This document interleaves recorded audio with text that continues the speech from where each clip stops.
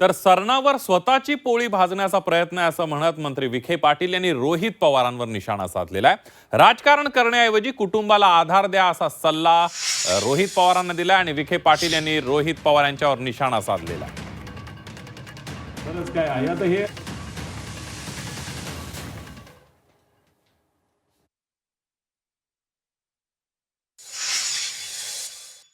फक्त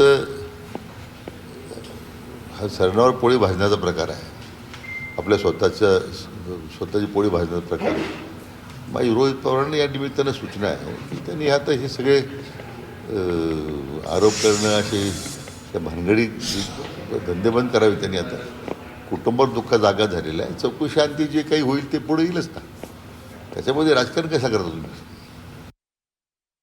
रोहित पवारांना काही जर शंका असतील ते प्रेझेंटेशन करणं ठीक आहे, त्यांना त्यांचा योग्य काय निर्णय ते करतील।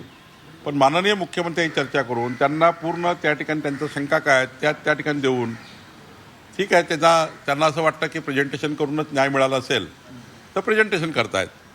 पण याच्याबद्दलची दखल स्वतः मुख्यमंत्र्यांनी आणि सरकारने घेतली आहे, केंद्राने घेतली आहे, राज्याने घेतली आहे, दोन्ही सरकारने घेतली आहे। तरी त्यांना प्रेझेंटेशन करायचं आहे, त्यांना करू दे। पण माझं एवढंच म्हणणं आहे की याच्यामध्ये गंभीर चौकशी झाली पाहिजे, उच्चस्तरीय झाली पाहिजे। देशातली सर्वात मोठी संस्था या ठिकाणी CBIची मागणी राष्ट्रवादीच्या शिष्टमंडळाने केली आहे, ती झाली पाहिजे। याबद्दल कुणाच्या मनात दुमतच नाही आहे। तर यावर रोहित पवार यांनी ट्विटरद्वारे काय उत्तर दिले बघूया।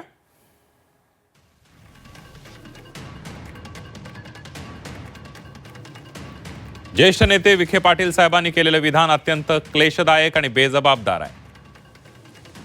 अजितदादांसारखा दुर्दैवी प्रसंग कधीच कुणाही कुटुंबावर ओढवू नये।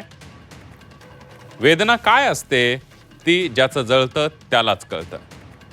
दादांच्या अपघाताच्या विषयावर मी राजकारणाचा र शब्दही उच्चारला नसताना विखे पाटील साहेब ओढून ताणून या विषयाला राजकारणाशी जोडून विमान अपघाताच्या चौकशीला वेगळं वळण तर देत नाही आहेत ना।